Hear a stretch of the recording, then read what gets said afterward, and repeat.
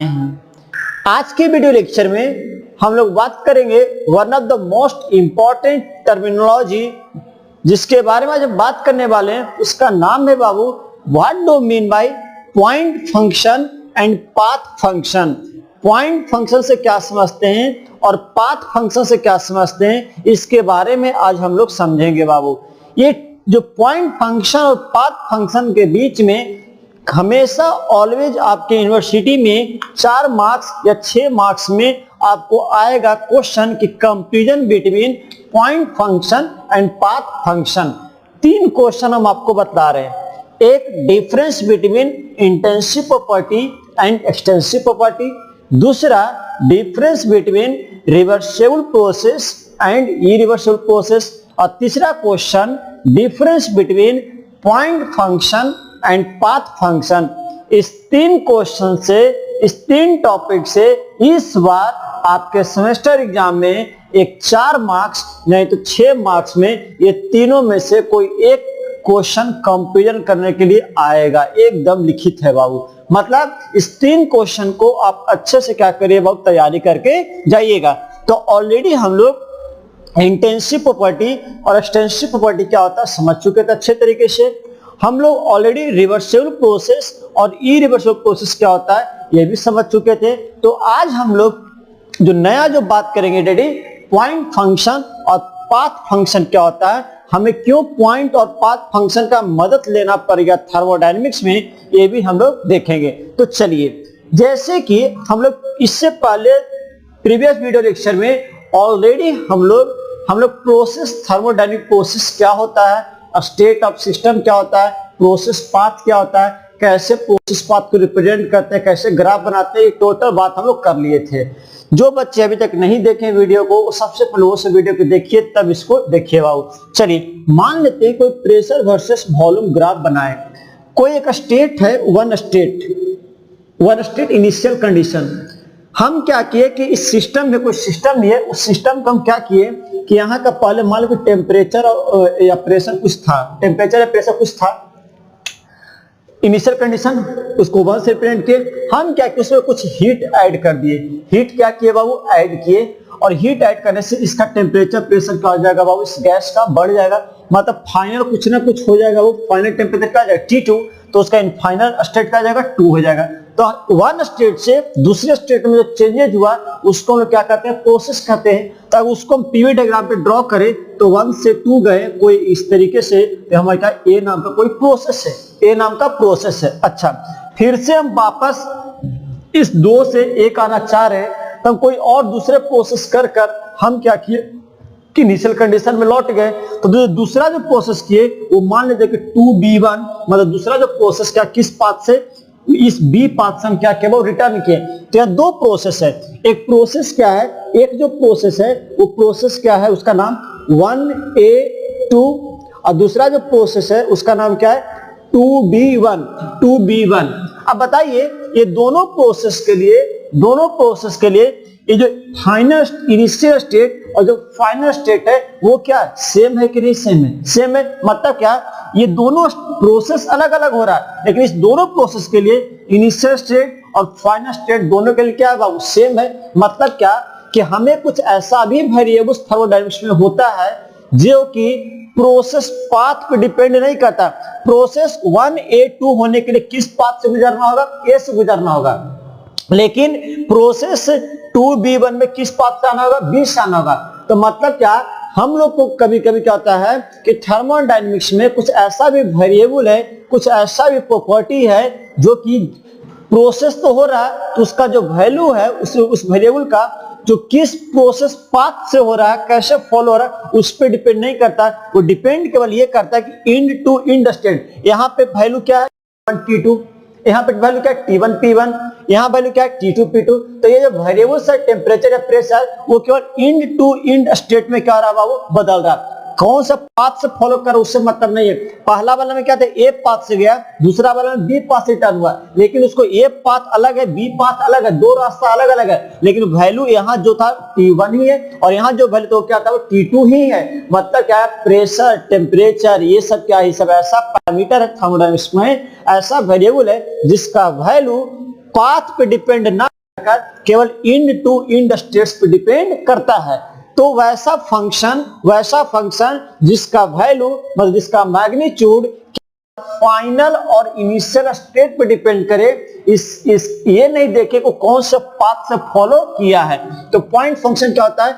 It is a those function whose value depends on the final and initial state. केवल final, initial और क्या final state पे depend करता है of the thermodynamic process, irrespective ये मायने नहीं रखता है वो कौन सा पाथ फॉलो किया।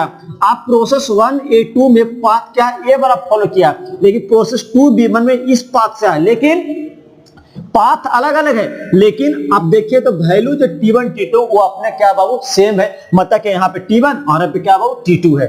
अब वही बात अगर एक दूसरा बात करें कि मान लो कि 1 से कोई 2 प्रोसेस हुआ, इसका नाम क्या दे देगा P1A और इसका क्या नाम दे दी तो P1A2 और दूसरा जो प्रोसेस हुआ वो 2B1।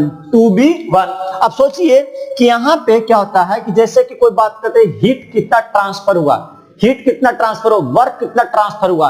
तो ये जो पैरामीटर हीट और वर्क ये किस पे डिपेंड करता है? पाथ को फॉलो करता है। मतलब क्या, जो हीट ट्रांसफर प्रोसेस 1A2 में हुआ है, मतलब जो हीट ट्रांसफर जैसे प्रोसेस 1A2 में हुआ है वो हीट ट्रांसफर एक प्रोसेस 2B1 में हुआ होगा, मतलब जो हीट ट्रांसफर कोई ना कोई प्रोसेस 2B1 में हुआ है, तो दोनों का वैल्यू सेम नहीं होगा। और मतलब पाथ अगर अलग अलग है तो हीट ट्रांसफर भी क्या होगा बाबू? अलग अलग होगा। मतलब क्या कि यहाँ पे पाथ अलग अलग है लेकिन इनिशियल फाइनल स्टेट क्या बाबू सेम है, लेकिन इस केस में क्या है हीट जो ट्रांसफर दोनों प्रोसेस के लिए अलग अलग होगा, ये वैल्यू सेम नहीं होगा। लेकिन यहाँ पे क्या है कि पाथ अलग अलग है लेकिन प्रेशर, टेम्परेचर ये सब क्या बाबू सेम है। तो इस तरीके से हीट, इसी तरीके से क्या होता है वर्क, तो वर्क को बोल सकते हो 1A2 कभी भी बराबर जो वर्क इस प्रोसेस से हुआ वो वर्क 2B1 से नहीं होगा, मतलब 2B1 से कभी बराबर नहीं होगा।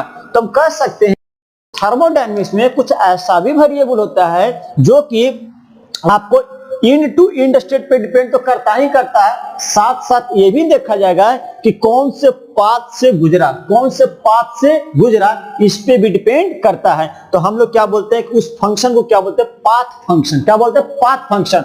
मतलब यहाँ पे जो वेरिएबल होगा वो केवल इंड टू इंड स्टेट मतलब केवल पॉइंट पे डिपेंड करेगा, और यहाँ पे किस पे डिपेंड करेगा? इंड टू इंड तो है ही, साथ साथ कौन से पाथ से गुजरा है उस पे भी डिपेंड करता है। तो हीट और वर्क जो होता है, जो पढ़ाएंगे आगे चल के, तो हीट और वर्क के बारे में तो हम लोग पढ़ाई करते हैं थर्मोडायनामिक्स में, तरीके से क्या है पाथ फंक्शन है। लेकिन अगर बात करें प्रेशर का बात करें, टेम्परेचर का बात करें, डेंसिटी का बात करें, वॉल्यूम का बात करें, एंट्रोपी का बात करें, इंथैल्पी का बात करें, इंटरनल एनर्जी का बात करें, ये सब जितना भी थर्मोडायनेमिक्स वेरिएबल है ये सब क्या होता है? पॉइंट फंक्शन होता है। मतलब ये जितना भी वेरिएबल है वो केवल इंड टू इंड स्टेट पे डिपेंड करेगा, किस पाथ से गया इसको फॉलो नहीं करेगा। लेकिन अगर पाथ फंक्शन का बात करें तो जो वर्क, हीट एंड वर्क होता है वो क्या होता है? पाथ फंक्शन होता है। इसको याद रखिएगा, ऑब्जेक्टिव में आया हुआ क्वेश्चन है कि pressure, temperature, density, volume, entropy, enthalpy, internal energy ये सब पॉइंट फंक्शन की पाथ फंक्शन है। तो क्या है? पॉइंट फंक्शन है। और हीट और वर्क क्या है? पॉइंट फंक्शन है। कि वर्क फंक्शन पे क्या है बाबू?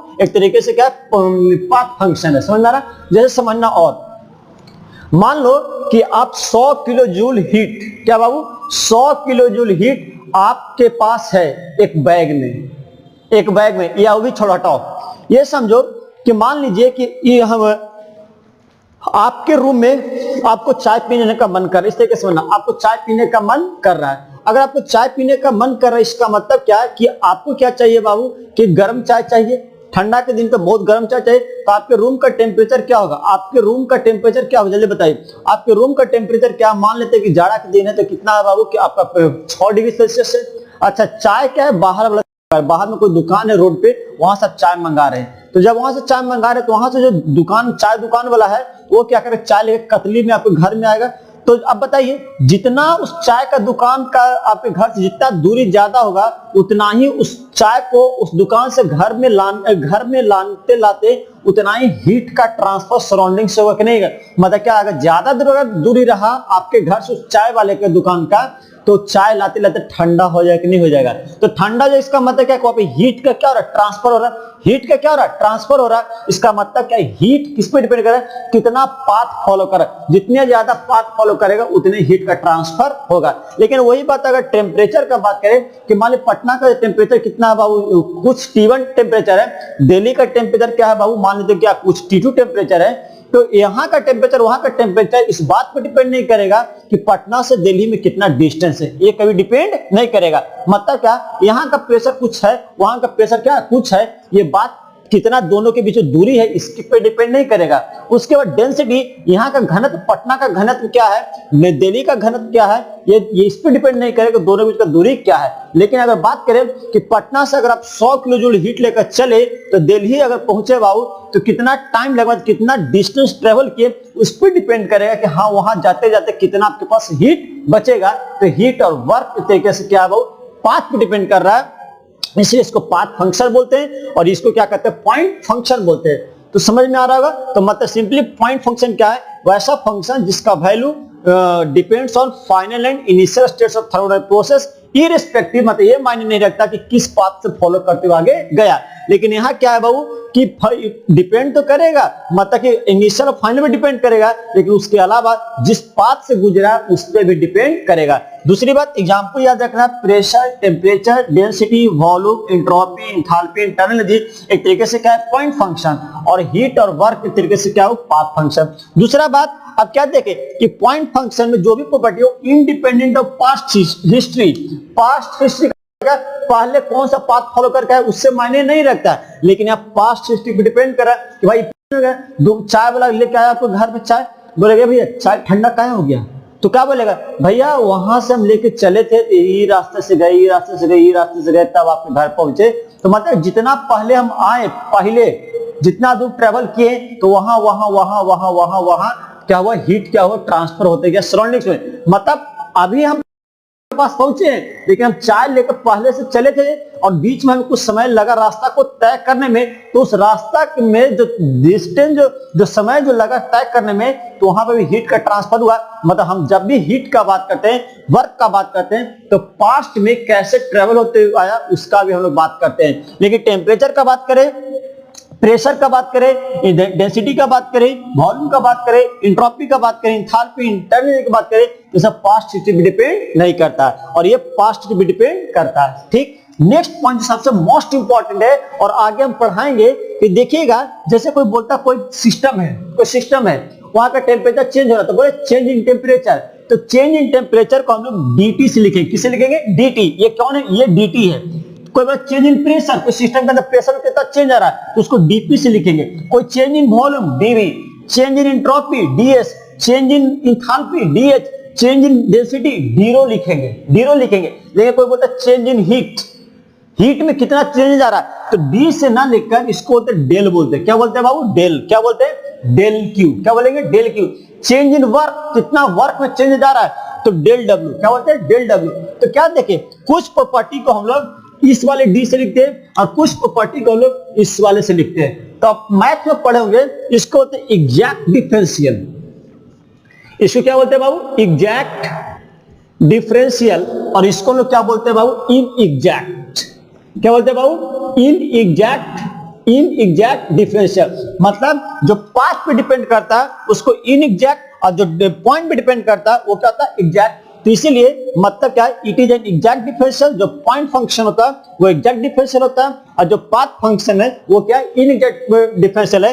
तो आप हमेशा आगे देखेंगे, हम लोग आगे देखेंगे कि कुछ को जैसे हम लोग कभी भी हम लोग ऐसे डेल पी नहीं लिखेंगे, कभी डेल पी नहीं लिखेंगे। ये डेल पी लिखा हो तो क्या गलत है, हमेशा क्या लिखेंगे, डीपी लिखेंगे। हमेशा क्या लिखेंगे बाबू, डीपी लिखेंगे।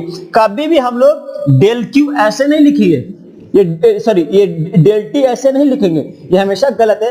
हमेशा क्या लिखना बाबू, डी टी लिखना। समझ में आ रहा है क्यों, क्योंकि एग्जैक्ट डिफरेंशियल को हम लोग डी से लिखते हैं। और ये कहीं भी ऐसे लिखा तो इसका मतलब समझ जाना कि जो प्रॉपर्टी है ये किस पे डिपेंड करेगा, केवल point to point, in to end state पे डिपेंड करेगा, पाथ पे डिपेंड नहीं करेगा। और कभी भी आप लोग चेंज इन वर्क को डी डब्ल्यू मत लिखना। DW मत लिखना, ये गलत है बाबू, क्योंकि वर्क जो है पाथ पे डिपेंड करता है, तो डेल डब्ल्यू, या कभी कभी ये भी कर देता है, डी को ऐसे क्या करता है, क्रॉस कर देता है, क्या करता है, क्रॉस, ये भी माना जाता है कि डेल ही है, ये भी क्या हो, डेल ही है, लेकिन कभी भी ऐसे नहीं लिखा रहेगा, ऐसे लिखा हुआ है गलत है, डी को ऐसे क्रॉस कर देगा और नहीं तो डेल कर देगा, समझ आ रहा है, कभी भी डी क्यू ऐसे नहीं लिखा रहेगा, आप अगर ऐसे लिख रहे हैं मतलब गलत हैं, आप गलत हैं, हमेशा बुक में देखिएगा डेल क्यू ऐसे लिखेगा और नहीं तो इस पे क्या करेगा, इसे क्रॉस कर देगा और ये क्या कर लिखेगा, डेल क्यू लिखेगा, इसको पता है डेल क्यू पढ़ा था, क्या पढ़ा था, डेल क्यू मतलब चेंज इन हीट, मतलब समझना बात को, कुछ वेरिएबल पॉइंट पे डिपेंड करता है, कुछ वेरिएबल पाथ पे डिपेंड करता है, जो पॉइंट पे डिपेंड करता है उसको डी से लिखते हैं और जो पाथ पे डिपेंड करता है उसको डेल से लिखते हैं, समझ आ रहा है बाबू, तो हमेशा देखिएगा ये आगे पढ़ाएंगे या किसी बुक में देखिएगा तो हमेशा change in heat del W लिखता है, change in heat del Q लिखता है, लेकिन change in pressure, change in temperature, change in volume, change in density, change in enthalpy, change in density, ये सब D rho, D H, D S, D V, D T, D P इस तरीके से लिखता है, तो दोनों का मतलब होता है, कुछ ना कुछ मतलब होता है, समझ में आ रहा बाबू, क्या मतलब है समझा दिए, तो मतलब क्या, ये 4 पॉइंट ऑफ डिफरेंस याद रखिएगा, डायग्राम की मदद से अगर आपको 4 मार्क्स का आता है एग्जाम क्वेश्चन, तो आपको क्या करना है, पूरा डिफरेंस लिखना होगा, और इसका मतलब क्या आता है, कोई बोलेगा कि डेल एस क्यों नहीं लिखते हैं, डेल एच क्यों नहीं लिखते हैं, तो बोलिएगा कि एक तरीके से एग्जैक्ट डिफरेंशियल है, मतलब इसका वैल्यू पॉइंट पे डिपेंड करता है, इन स्टेट पे डिपेंड करता है, पाथ पे डिपेंड नहीं करता, कौन सा पाथ फॉलो किया, इसलिए हम ऐसे लिखते हैं, समझ में आ रहा है। अच्छा कोई बोले क्या हम लोग इंटरव्यू में पूछते रहता है कि क्या हम लोग DW लिख सकते हैं, नहीं, क्यों नहीं, क्योंकि क्या है, वर्क क्या है, सब पाथ पे डिपेंड करता है, तो जो पाथ पे डिपेंड करता है इन एग्जैक्ट डिफरेंशियल होता है, और उसको डिफरेंशिएट आउट करने के लिए क्या करते हैं, डेल डब्ल्यू, और नहीं तो डी को क्रॉस कर दो और इस तरीके से लिख सकते हैं, वर्क को कभी भी डी क्यू नहीं लिखेंगे, हमेशा क्या लिखेंगे, डेल क्यू लिखेंगे, और नहीं तो क्या करेंगे, इसी को डी को ऐसे क्रॉस कर दो और हम लोग क्या कर सकते हैं, क्यू लिख सकते हैं, समझ में आ रहा बाबू, तो इस तरीके से आपको समझना है, आगे और भी मिलेगा बात को, तो समझ में आएगा कि हाँ कहीं डीपी, कभी डीटी, कभी डीवी, डीएस, डीएच ही लिखेंगे, कभी डेल एस या डेल पी नहीं लिखेंगे, और यहाँ कभी डी डब्ल्यू नहीं लिखेंगे, हमेशा डेल डब्ल्यू, कभी डी क्यू नहीं लिखेंगे, डेल क्यू ही लिखेंगे, समझ में आ रहा है। तो चलिए आज इतना ही रखते हैं, अगले वीडियो लेक्चर में हम one of the most important topic का बात करेंगे, दैट इज थर्मोडायनेमिक इक्विलिब्रियम के बारे में बात करेंगे, जैसे कि आप लोग मैकेनिक्स में मैकेनिकल इक्विलिब्रियम का बात करते हैं, तो यहाँ हम बात करेंगे थर्मोडायनेमिक इक्विलिब्रियम किसको कहते हैं, इसके बारे में बात हम लोग करेंगे। सो तब तक के लिए बाबू टेक केयर, खुश रहिए।